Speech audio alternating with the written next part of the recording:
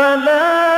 أقسم بمواقع النجوم وإنه لقسم لو تعلمون عظيم إنه لقرآن كريم في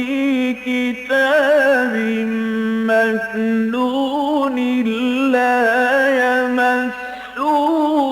إلا المطهرون تنزيل من رب العالمين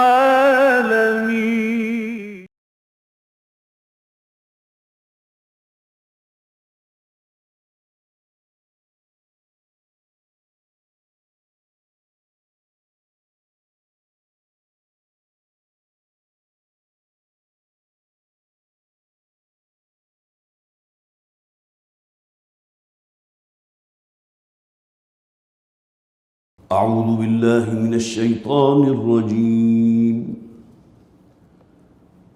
بسم الله الرحمن الرحيم. يا أيها الذين آمنوا لا تقدموا بين يدي الله ورسوله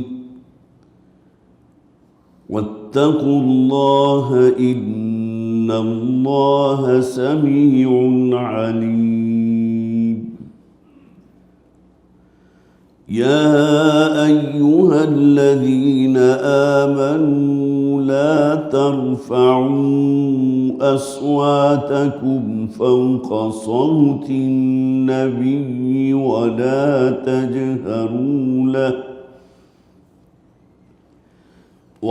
تجهروا له بالقول كجهر بعضكم لبعض أن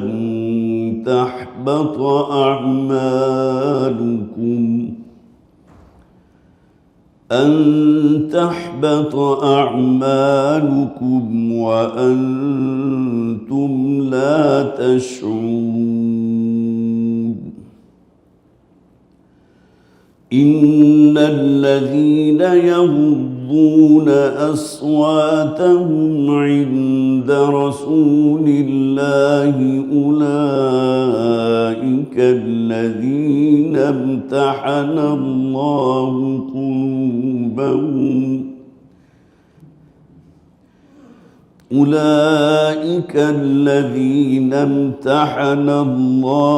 قلوبهم للتقوى لهم مغفرة وأجر عظيم.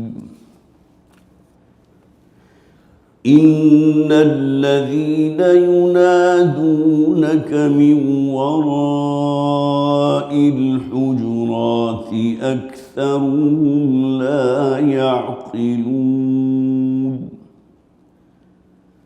ولو أنهم صبروا حتى تخرج إليهم لكان خيرا لهم والله غفور رحيم.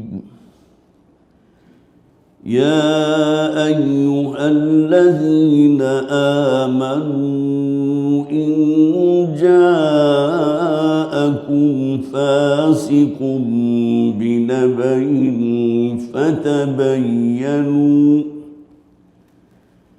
فتبينوا أن تصيبوا قوما بجهالة فتصبحوا على ما فعلتم نادمين. صدق الله العظيم. رب اشرح لي صدري ويسر لي أمري واحلل عقدة من لساني يفقهوا قولي. اللهم ألهمنا رشدنا وأعذنا من شرور أنفسنا. آمين يا رب العالمين. حضرات پچھلی مرتبہ ہم نے اللہ کے فضل سے سورہ محمد صلی اللہ علیہ وسلم کی تکمیل کی تھی، اور آج سے ہمیں سورہ حجرات پر اپنا مطالعہ شروع کرنا ہے۔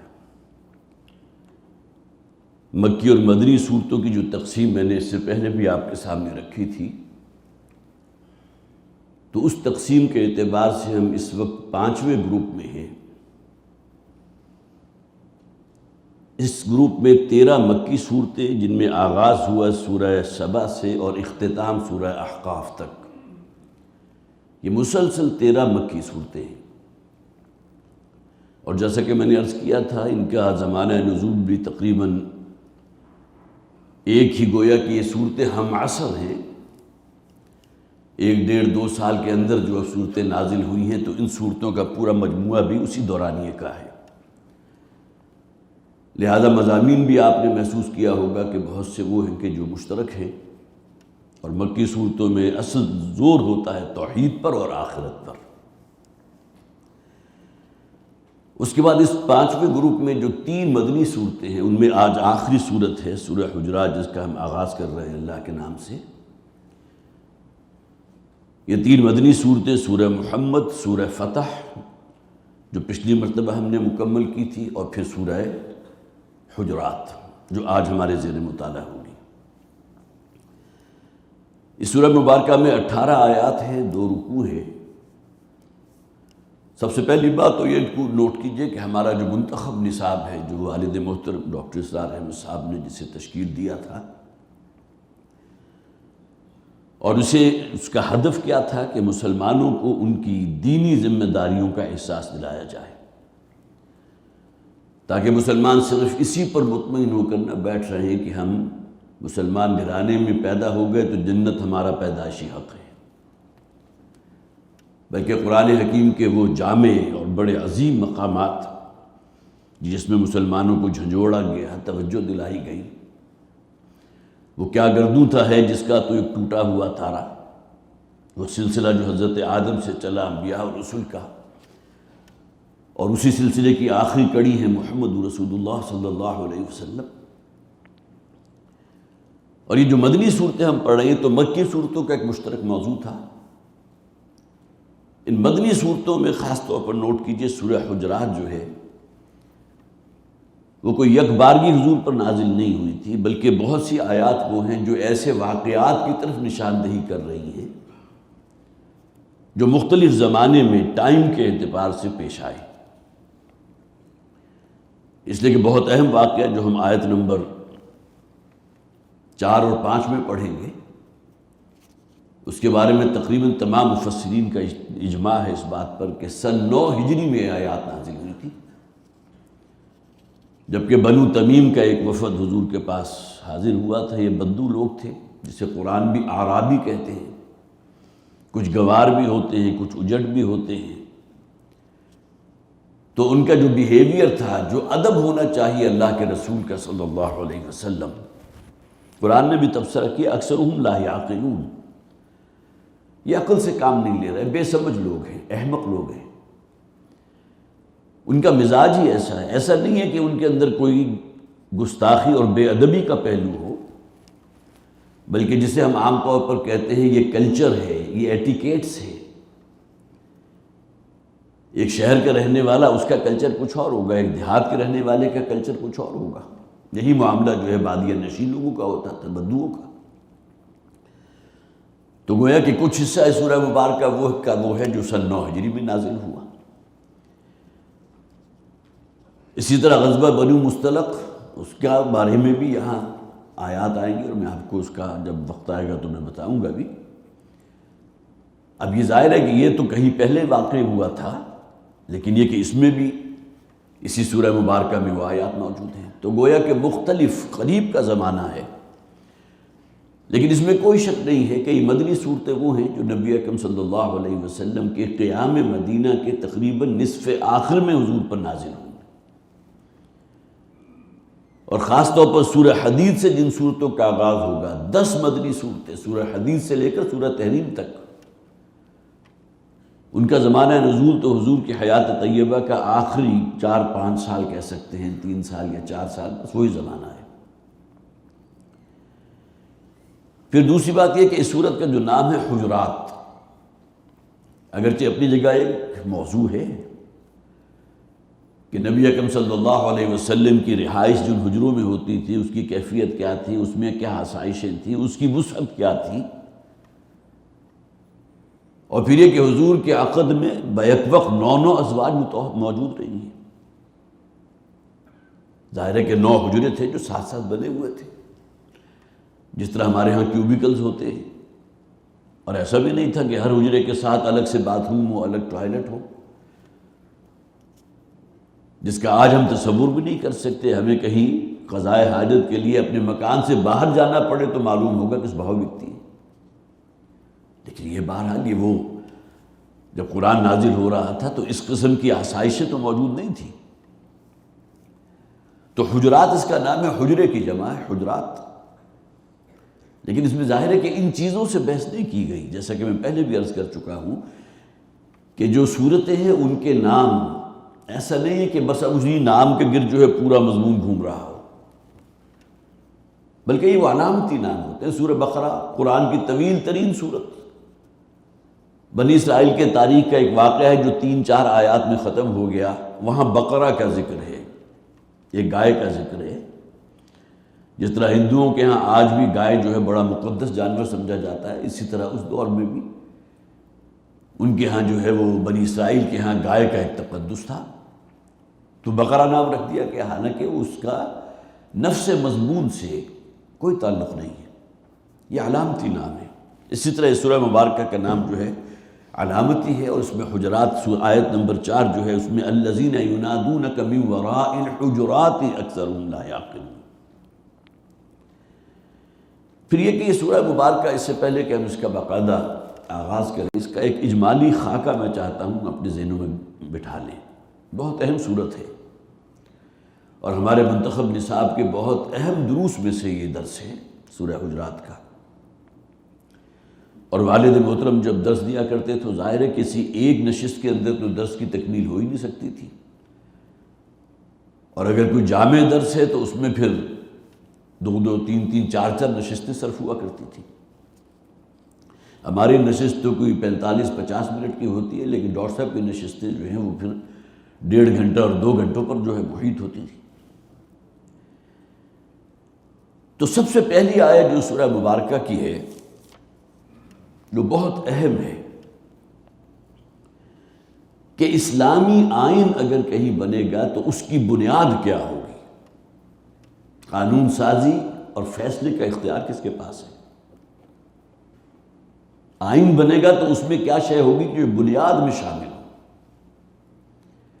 تو پہلی آیت یا ایھا الذین آمنوا، اے ایمان والو، لا تقدموا بین یدی اللہ ورسولہ، مت تجاوز کرو اللہ اور اللہ کے رسول سے۔ مولانا مودودی رحمۃ اللہ علیہ نے پیش قدمی نہ کرو۔ ایک تو ہوتا ہے نا کسی کو آپ فالو کر رہے ہو، اللہ کی کتاب اللہ کے رسول کو فالو کر رہے ہیں تو آپ پیچھے ہیں،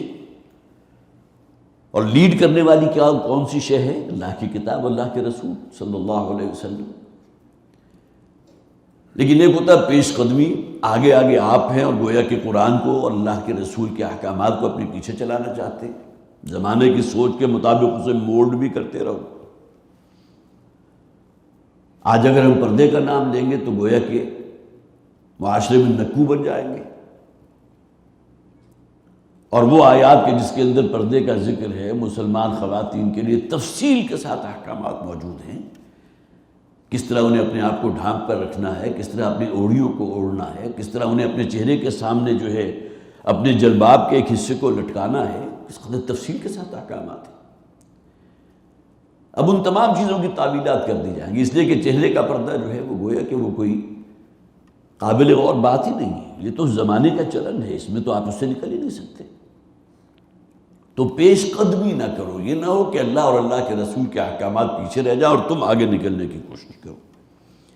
لا تقدموا بین یدی اللہ ورسولہ واتقوا اللہ، اور اللہ کا تقوی اختیار کرو۔ میں ہمیشہ کہا کرتا ہوں جو ڈرائیونگ فورس جو انسان کو عدل اور انصاف اور اس سیدھے رستے پر رکھے کہ جو اللہ کی رضا اور جنت کی طرف جا رہا ہے وہ تقویٰ ہے۔ یہی وجہ ہے کہ تقویٰ کا ذکر قرآن حکیم میں 20 سینکڑوں مرتبہ حکم ہے، مختلف انداز میں، مختلف اسالیب میں ذکر موجود ہے۔ الذین آمنوا ثم اتقوا وآمنوا ثم اتقوا واحسنوا، وہ لوگ جو اسلام لائے اور اس کے بعد تقویٰ میں آگے بڑھے، ایمان کی حقیقت تک پہنچے، پھر مزید تقویٰ اختیار کیا اور مقام احسان پر پہنچ گئے۔ گویا کہ آگے پش کرنے والی چیز، دھکیلنے والی چیز جو ہے وہ تو تقویٰ ہے، خدا خوفی۔ تو یا ایھا الذین آمنوا لا تقدموا بین یدی اللہ ورسولہ، گویا کہ یہ تو وہ بنیاد ہے کہ جس کی کوئی بھی مسلمان معاشرہ جو اسلام کی بنیاد پر قائم ہوگا، اللہ اور اللہ کے رسول نے جو دائرہ قائم فرما دیا اس سے تجاوز نہیں کر سکتا، کوئی قانون سازی نہیں ہو سکتی۔ ان الحکم الا للہ، حکم کسے کہتے ہیں؟ فیصلے کو۔ فیصلہ کس پر ہوتا ہے؟ اسی کی بنیاد پر قانون بنتا ہے۔ تو ان الحکم الا للہ، حکم کا اختیار، قانون سازی کا اختیار اللہ کے پاس ہے۔ اب نوٹ کیجئے یہاں خاص طور پر اللہ اور اللہ کے رسول دونوں کو بالکل ایک دوسرے کے ساتھ لازم و ملزوم کر دیا گیا۔ صرف کتاب اللہ بنیاد نہیں بن سکتی، اس لیے کہ نبی اکرم صلی اللہ علیہ وسلم کی بعثت کا مقصد کیا تھا؟ کہ آپ نے اس قرآن کی تبیین فرمائی ہے، اس کی وضاحت فرمائی ہے، اس کے جو احکامات ہیں، اس میں جو حکمت ہے، اس میں رنگ بھرا ہے۔ تو کیسے ممکن ہے کہ آپ کوئی اپنے لیے لاہ عمل طے کریں اور طے کر لیں صرف مجھے قرآن سے باہر نہیں نکلنا؟ تو عام طور پر جو کہا جاتا ہے، بالکل صحیح کہا جاتا ہے کہ ہمارے دین کا جو مرکز ہے، مرکزی عمود نماز، تو 5 وقتہ نماز کا جو نظام ہمارے ہاں کوئی فقہ ہو، کوئی مسلک ہو، جو قائم و دائم ہے، قرآن حکیم سے آپ نہیں نکال سکتے۔ اور اس سے آگے بڑے بہت سی تعویلات اگرچہ ہیں، آناء اللیل و اطراف النہار، تسبیح کرو اپنے رب کی، یہ سورج طلوع ہونے کے دونوں سروں پر بھی اور سورج غروب ہونے کے بعد بھی اور اس سے پہلے بھی نماز اثر، اس کو آپ اس طرح تعبیر کر سکتے ہیں۔ لیکن یہ کہ بہرحال اس سے آگے اگر آپ بڑھیں گے تو نماز میں جو ترتیب ہے وہ قرآن میں کہاں موجود ہے کہ تکبیر تحریمہ کہنی ہے؟ کوئی بھی مسلک یا کوئی بھی فرقہ اس سے باہر تو نہیں ہے۔ پھر آپ نے ہاتھ باندھنے یا ہاتھ کھول کر کھڑے رہنا ہے، کھڑے رہنا ہے، پھر رکوع کرنا ہے، پھر کھڑے ہونا ہے، پھر سجدہ کرنا ہے۔ حالانکہ سجدہ افضل ہے، اگر ہوتا منطق لڑاتے تو رکوع 2 مرتبہ ہونا چاہیے تھا تاکہ ایک سجدے کی ایکویلنٹ ہو جائے، لیکن رکوع 1 مرتبہ، سجدہ 2 مرتبہ، اس میں کوئی تبدیلی نہیں کر سکتے۔ اور حد یہ ہے کہ اس میں اگر آپ نے خود تبدیلی کر دی تو اس سے بڑی بغاوت اور سرکشی کوئی نہیں۔ صلو کما رأیتمونی اصلی، تمہیں نماز اسی طرح پڑھنی ہے جس طرح تم نے مجھے نماز پڑھتے، مجھے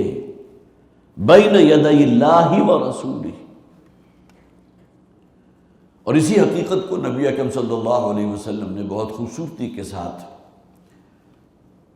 جو حضور نے فرمایا نا اپنے بارے میں کہ مجھے بہت ہی جامع کلمات اللہ نے عطا فرمائے ہیں، سب سے بڑھ کر جامع شے تو یہ قرآن حکیم ہے نا، لیکن یہ کہ اس کے علاوہ اور بہت سے کلمات جو حضور سے منسوب ہیں، اذکار مسنونہ ہیں، بڑے جامع ہیں۔ تو حضور نے فرمایا مثل المؤمن کمثل الفرس فی آخیتہ، کہ مومن کی مثال فرس، گھوڑے کو کہتے ہیں، اس گھوڑے کی سی ہے کہ جسے ایک کھونٹے سے باندھ دیا گیا۔ بہت ہی جامع الفاظ ہیں کہ کوئی جانور ہے، گھوڑا ہے، کوئی اور سواری کا جانور ہے، کوئی آپ گائے ہے، بھینس ہے، بکری، کوئی بھی ہو، اگر آپ اسے ایک کھونٹے سے باندھ دیں گے تو اس کھونٹے کی جو اس رسی کی حدود ہے اس سے باہر نہیں نکل سکتا۔ والد محترم مثال دیا کرتے تھے، اگر 50 فٹ کی رسی ہے تو 50 فٹ نصف قطر کا ایک دائرہ وجود میں آ جاتا ہے. شمال میں جائے، جنوب میں جائے، مشرق میں جائے، مغرب میں جائے، کہیں جائے، لیکن 51واں فٹ نہیں آئے گا. تو یہ وہ حدود ہیں جو اللہ اور اللہ کے رسول نے قائم کر دی. مثل المؤمن کمثل الفرس فی اخیتہ، مومن کی مثال اس گھوڑے کی سی ہے جسے ایک کھونٹے سے باندھ دیا گیا. یہ حدود اللہ ہیں، یہ وہ باؤنڈریز ہیں جس کے بارے میں ایک حدیث میں الفاظ ہیں، یہ حم اللہ ہے، اللہ کی متعین کردہ باڑ ہے جس سے تم باہر نہیں جا سکتے. اگر باہر نکلتے ہو تو یہ بغاوت اور سرکشی ہے. تو یا ایھا الذین آمنوا لا تقدموا بین یدی اللہ ورسولہ، اس کو اگر آپ فوکس کریں گے انسان کی اپنی ذات کے اوپر، تو ایک چھوٹی سی حکومت اسے بھی تو حاصل ہے نا. اس کی آنکھیں ہیں، آنکھوں سے کیا کام لینا ہے، اس کے ہاتھ ہیں، ہاتھوں سے کیا کام لینا ہے، اس کی زبان ہے، کوئی چٹخارے اگر ہیں تو ممکن ہے کہ چٹخاروں میں انسان جو ہے حرام خوری تک پہنچ جائے. جائز اور حلال کمائی سے تو وہ چٹخارے پورے نہیں ہوتے. تو گویا کہ ہمارا یہ جسم بھی ایک چھوٹی سی گویا کہ وہ ہے ریاست جس کا حکمران میں ہوں، آپ ہے. تو سب سے پہلے اطلاق تو اس پر ہوگا نا، لا تقدموا بین یدی اللہ ورسولہ. اللہ اور اللہ کے رسول نے جو حدود قائم کر دی ہیں ان سے پیش قدمی نہ کرو، ان سے تجاوز نہ کرو. واتقوا اللہ، اگر اس پر کاربند رہنا چاہتے ہو، اس حکم پر عمل کرنا چاہتے ہو، تو اس کا پری ریکویزٹ کیا ہے؟ اللہ کا تقوی اختیار کرو. تقوی اللہ فی السر والعلانیہ، اللہ کا تقوی ہو دل میں، خواہ انسان لوگوں کے سامنے ہو، جلوت میں ہو، خواہ خلوت میں ہو. تو واتقوا اللہ ان اللہ سمیع علیم، یقیناً اللہ تعالیٰ ہر شے کا سننے والا ہے، ہر شے کا علم رکھنے والا ہے. یا ایھا الذین آمنوا لا ترفعوا اصواتکم فوق صوت النبی. اب یہ دیکھیے جو 4 آیات آ رہی ہیں، بلکہ میں نے تو شروع میں کہا تھا کہ ایک تجزیہ ہم کر لیں. تو پہلی آیت جو ہے وہ بنیاد بنتی ہے آئین سازی کی. اگر آپ کسی مملکت کی سطح پر بات کریں گے، کسی ملک کی سطح پر بات کریں گے، ریاست کی سطح پر بات کریں گے، تو قانون سازی اور آئین کس بنیاد پر ہوگا؟ لا تقدموا بین یدی اللہ ورسولہ. بس یہ حدود ہے، اس سے باہر نہیں نکلنا. اگر کوئی شے حرام ہے تو حرام ہے. 100 میں سے 90 افراد بھی کہیں کہ نہیں جی ہمارے لیے جائز ہونی چاہیے، تو نہیں ہوگی. اسی اعتبار سے علامہ اقبال نے جمہوریت کے اوپر جو پھپتیاں کسی ہیں وہ بالکل صحیح ہے. تم سمجھتے ہو اس کو کہ آزادی کی ہے نیرم پری، کہ ہم بڑے آزاد ہو گئے، ہم تو اب گویا کہ فیصلے کا اختیار بھی ہمارے پاس ہے. اگر کسی پارلیمنٹ کی اکثریت جو فیصلہ کر دے سود کے بارے میں، زنا کے بارے میں، ہومو سیکسولیٹی کے بارے میں، 51 ایک طرف ہو، 49 دوسری طرف ہو، تب بھی 51 کی بات چلے گی. اس سے بڑا شرک کوئی نہیں. ہاں ایک اعتبار سے جسے بہت ہی خوبصورت وہ حدیث ہے جس کا انشاءاللہ میں ذکر کروں گا آگے، کہ اللہ کی کتاب، اللہ کے رسول کی سنت، ہاں ایک دائرہ جو ہے وہ ابھی باقی ہے، وہ ہے اجتہاد کا. جس زمین میں آپ کو اللہ کی کتاب اور اللہ کے رسول کی سنت سے کوئی رہنمائی نہ ملے، جیسا کہ آج کل کا زمانہ ہے، کاروبار کی ایسی شکلیں ہیں کہ مفتی حضرات بھی بعض اوقات پریشان ہو جاتے ہیں کہ اس کی کیا تعویل کی جائے، اور بڑی جو ہے دقیق مباحث اس کے اندر موجود ہیں. اس زمانے میں تو اس طرح کا کاروبار نہیں تھا. پھر سود کے بارے میں آپ کو معلوم ہے کتنی شکلیں معاشرے کے اندر موجود ہیں. جوا بھی ہے، سٹا بھی ہے، کوئی پرائز بانڈ بھی ہے، کوئی انشورنس بھی ہے، 100 قسم کی چیزیں. اس کے بارے میں تحقیق ہوگی نا. لائف انشورنس کا کوئی تعلق حضور کے زمانے میں تو کوئی تصور نہیں تھا. اونٹ کے کسی قافلے کے انشور کر دیا جائے کہ اگر اسے لوٹ لیا جائے گا تو حکومت وقت جو ہے یا وہ ادارہ کہ جس نے انشورنس کی ضمانت دی ہے وہ اس کی تلافی کرے گا. یہ تمام چیزیں بعد کے دور کی ہیں. لہذا گویا کہ اجتہاد کا ایک دروازہ جو ہے وہ کھلا ہے، لیکن اصول اور مبادی جو ہیں وہ وہی رہیں گے کہ جو اللہ اور اللہ کے رسول کا دین کتاب اللہ اور اللہ کے رسول کی سنت اور احادیث ہمیں فراہم کرتی ہے۔ اگلی 4 آیات جو ہیں، پہلی آیت تو یہ، اگلی 4 آیات کے اندر کسی مسلمان کا جو ایک جذباتی اور والہانہ محبت کا معاملہ ہونا چاہیے محمد رسول اللہ صلی اللہ علیہ وسلم کے ساتھ، اس کو جس جامعیت کے ساتھ اور جس جھنجھوڑنے کے انداز میں یہاں خبردار کیا گیا، پورے قرآن میں اور کوئی مثال نہیں، جس کی بنیاد پر صحابہ کرام کو دھڑکا لگنے لگا کہ حضور سے اگر گفتگو ہو رہی ہے اور کہیں جو ہے بے خیالی میں کسی کی آواز بلند ہو گئی تو اس پر کیا ری ایکشن ہوا جب یہ سورہ مبارکہ نازل ہوئی، کہ میں مجھ سے انجانے میں بھی اگر کہیں کوئی اس گفتگو میں نہ چاہتے ہوئے بھی، نادانستہ طور پر، غیر ارادی طور پر اگر میری آواز حضور کی آواز سے بلند، بعض لوگ آپ کو معلوم ہے عام حالات میں بھی گفتگو کریں گے تو ایسے لگے گا کہ جیسے معلوم ہوتا ہے کہ پورے مجمع کو سنا رہے ہیں، ان کی عادت ثانیہ ہے، یا یوں کہہ سکتے ہیں کہ ان کا شاکلہ ایسا ہے۔ مختلف ہمارے ہاں ذاتیں بھی ہیں، وہ پہچان لی جاتی ہے اپنی بلند آوازی کی وجہ سے۔ تو صحابہ کرام میں بھی یہ معاملہ تھا کہ ان میں سے اگر کسی کی آواز بلند تھی تو بعد میں جو پچھتاوا انہیں ہوا، اس لیے کہ جو تنبیہ آ رہی ہے وہ بہت سخت ہے۔ تو یہ 4 آیات نبی اکرم صلی اللہ علیہ وسلم کا ادب، احترام، حضور کے لیے دل کے اندر محبت، والہانہ محبت، کہیں بے ادبی نہ ہو جائے، کوئی گستاخی نہ ہو۔ اس کے بعد پھر 5 آیات وہ ہیں کہ جن میں کسی مسلمان معاشرے کے اندر جن چیزوں کا سد باب کیا جانا چاہیے اجتماعی طور پر، کچھ باتیں وہ ہوتی ہیں جو انفرادی ہیں، کسی شخص نے غیبت کی ہے، کسی نے جھوٹ بولا ہے، کسی نے طعنہ دے دیا ہے، کسی نے چغلی کی ہے، لیکن جہاں بات اجتماعیت کی آئے گی تو یہ 5 آیات میں 2 چیزیں ہائی لائٹ کی گئی کہ کسی معاشرے میں یہ بات زیب نہیں دیتی کہ اس میں افواہوں کی عام ہو، اس کا چلن عام ہو۔ ایک زبان سے بات نکلی، اگلے کے کان تک پہنچی، اس نے آگے 10 تک پہنچائی، 10 نے 100 تک پہنچائی، 1000 تک پہنچا دی۔ جب تحقیق کی گئی تو معلوم ہوا کہ بات ہی بے بنیاد تھی۔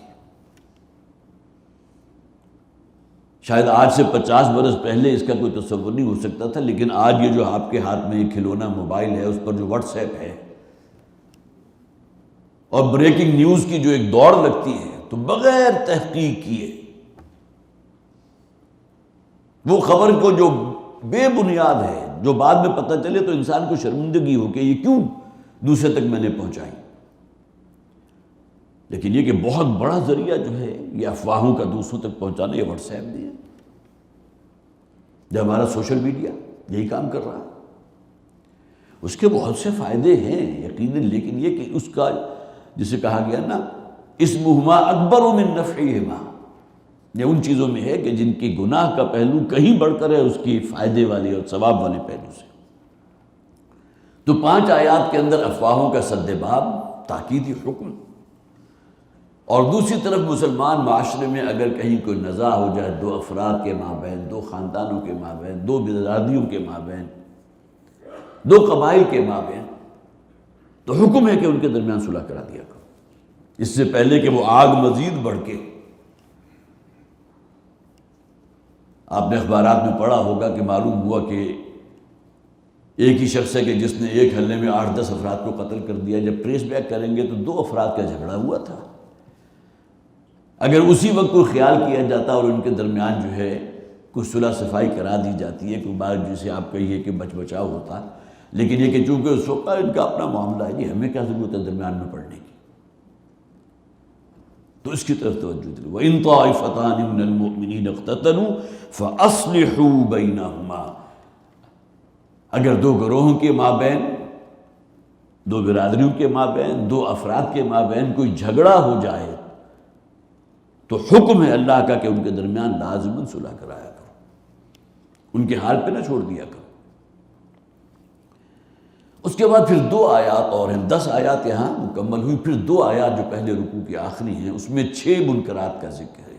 6 نواہی کا ذکر ہے۔ انشاءاللہ جب ہم پڑھیں گے تو مقامات ہمارے سامنے آ جائیں گے۔ اور پھر جو دوسرا رکوع ہے جو کل 6 آیات پر مشتمل ہے، اس میں بھی جو پہلی آیت ہے، جس طرح اس پہلے رکوع کی پہلی آیت ہے نا جو بنیاد بنتی ہے آئین سازی کی، اسی طرح دوسرے رکوع کی جو پہلی آیت ہے وہ بنیاد بنتی ہے انسانی مساوات کی۔ کسی کالے کو کسی گورے پر، کسی سرخ و سفید رنگت رکھنے والے کو کسی سیاہ روح پر کوئی فضیلت حاصل نہیں ہے۔ نسل کی بنیاد پر، رنگ روپ کی بنیاد پر، وطن کی بنیاد پر، قوم کی بنیاد پر، برادروں کی بنیاد پر کسی کو کوئی فضیلت حاصل نہیں۔ ہاں فضیلت اگر کسی کو حاصل ہے تو وہ اس تقوی کی بنیاد پر ہے، خدا خوفی کی بنیاد پر ہے جو اس کے دل میں موجود ہے۔ ان اکرمکم عند اللہ اتقاکم، پہلی آیت بالکل اسی طرح جس طرح پہلے رکوع کی پہلی آیت تھی، اسی طرح دوسرے رکوع کی پہلی آیت۔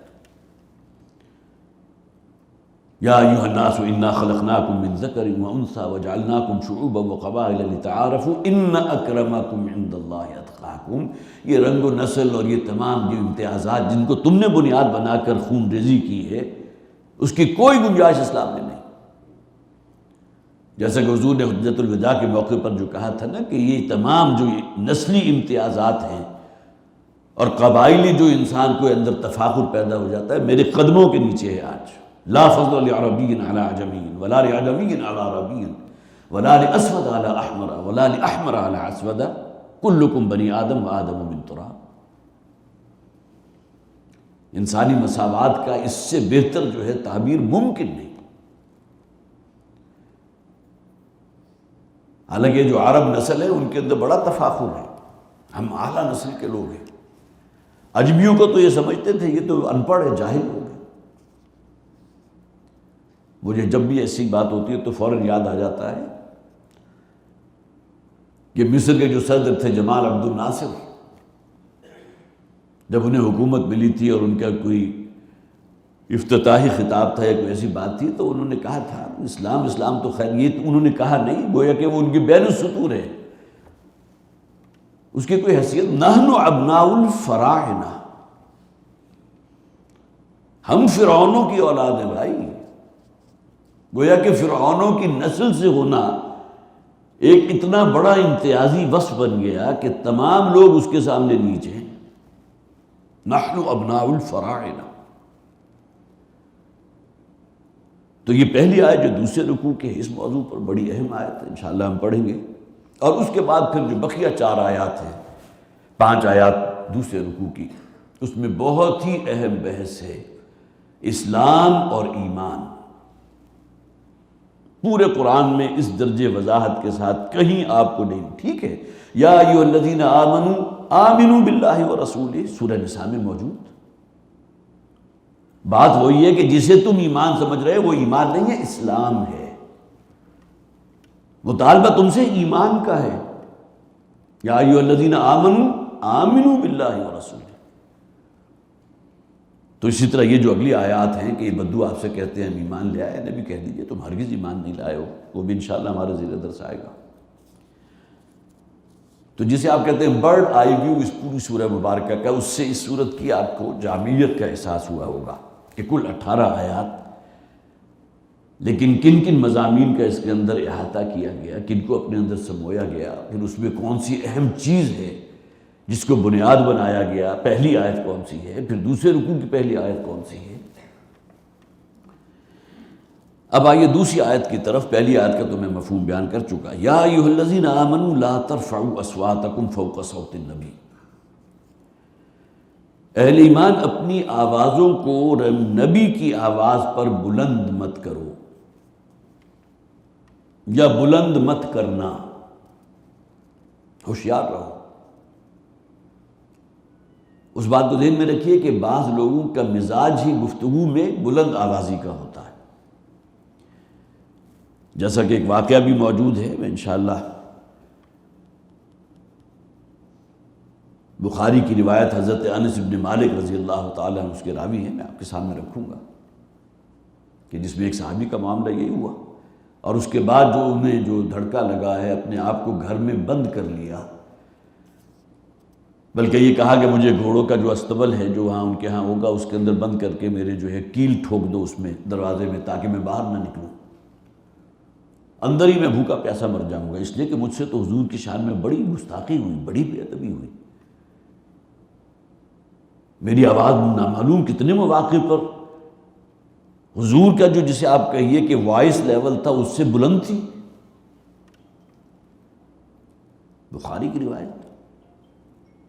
تو لا ترفعوا اصواتکم فوق صوت النبی، اپنی آواز کو نبی کی آواز سے بلند نہ کرنا، گویا کہ ادب، احترام، جتنے صیغے آپ استعمال کر لیں، محبت اور اس کے ساتھ والہانہ محبت، وہ اگر ہونی چاہیے تو صرف اللہ کے رسول سے، ہر شے ثانوی ہے، یا اللہ سے، اللہ کے رسول سے، یہ تو لازم و ملزوم ہے نا۔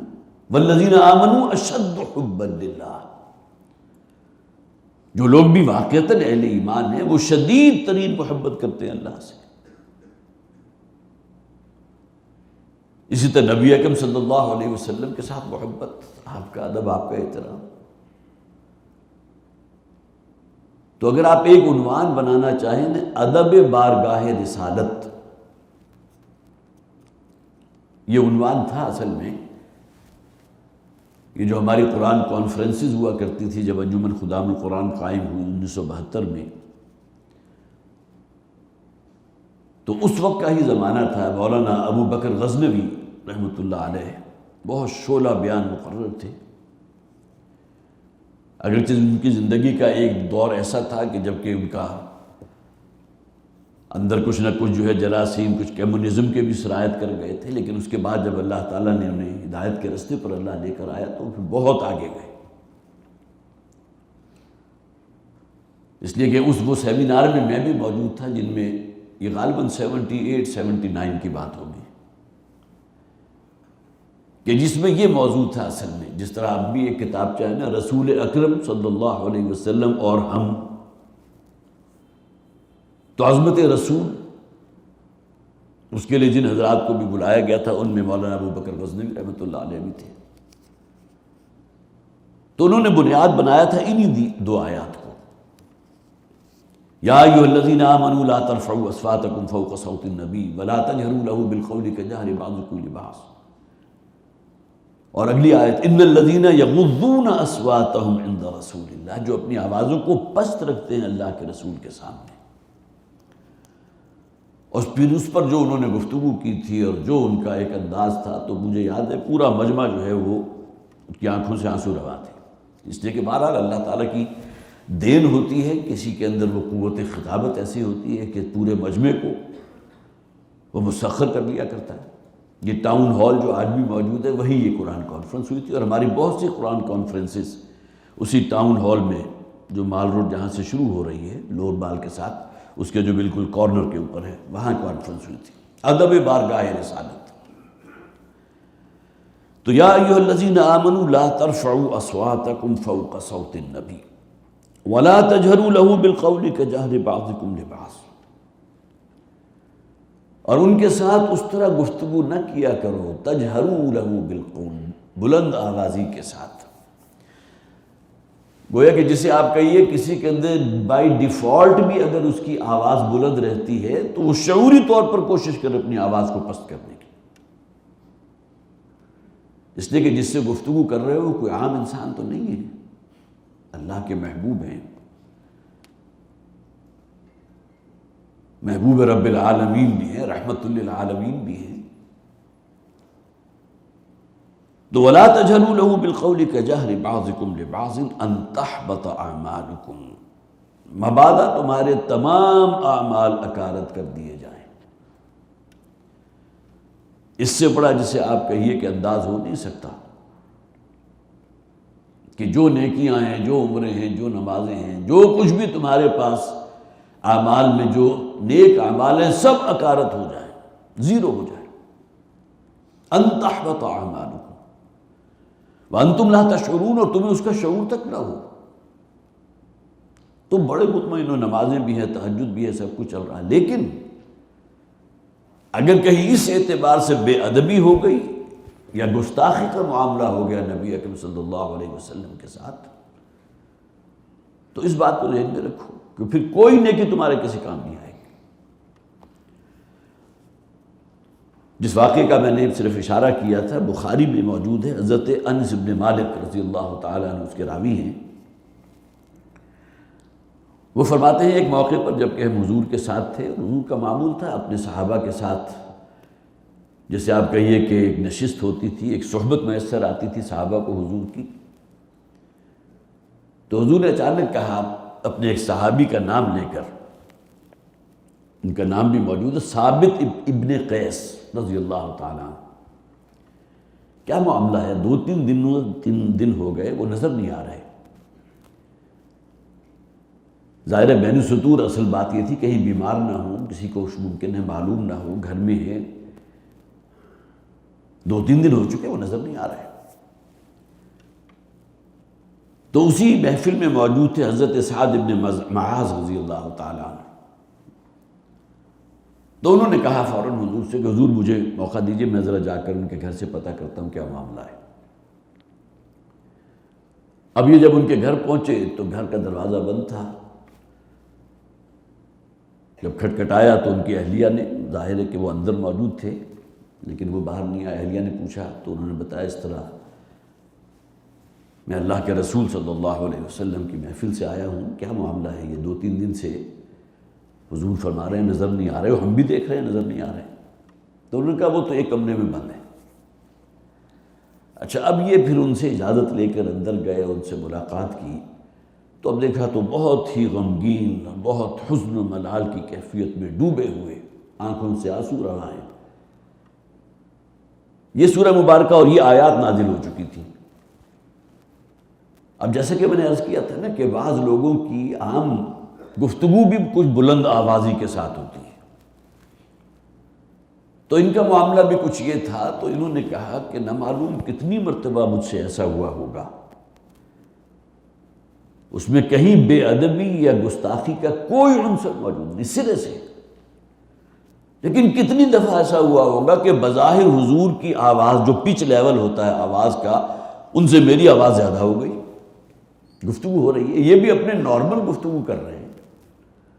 لیکن وَلَا تَجْهَرُوا لَهُ بِالْقَوْلِ كَجَهْرِ بَعْضِكُمْ لِبَعْضٍ أَن تَحْبَطَ أَعْمَالُكُمْ، تو میری تو ساری زندگی کی نیکیاں ہر شے حقارت ہو گئی، تو قرآن کی آیت ہے لا ترفعوا اصواتکم، اب وہ گھر میں ہی بند ہیں۔ پھر حضرت سعد بن معاذ رضی اللہ تعالیٰ عنہ حضور کے پاس آ کر اور آ کر یہ پوری بات فرمائیں، تو حضور نے انہیں بلا بھیجا، حضرت سعد کو بھیج کر کہا ان کو بلا کر لا، اور پھر آپ نے ان کی تسلی کی، تشفی کی کہ ایسا معاملہ نہیں ہے جو تم نے، گویا کہ وہ احساس کی شدت ہے نا، جس طرح کہ حضرت حنظلہ رضی اللہ تعالیٰ عنہ کا معاملہ ہوا تھا، گھر سے نکلے تھے ایک خاص کیفیت میں، بہت سے حضرات نے واقعہ سنا ہوگا، ڈاکٹر صاحب کی زبانی بارہا سنا ہوگا، نافقہ حنظلہ، اچانک خیال جو ہے یہ ان کے ذہن پر مستولی ہوئی ہو گیا کہ میں تو منافق ہوں، اس لیے کہ جب گھر میں بال بچوں کے پاس آتا ہوں، اپنی دکان پر بیٹھتا ہوں، کوئی اور کاروباری دنمی ہوتا ہے، تو میرے دل کی وہ کیفیت ہوتی نہیں کہ جو حضور کی محفل میں ہوتی ہے، تو اسے انہوں نے تعبیر کیا اپنی اسی حساسیت کی وجہ سے کہ یہ تو منافقت ہے،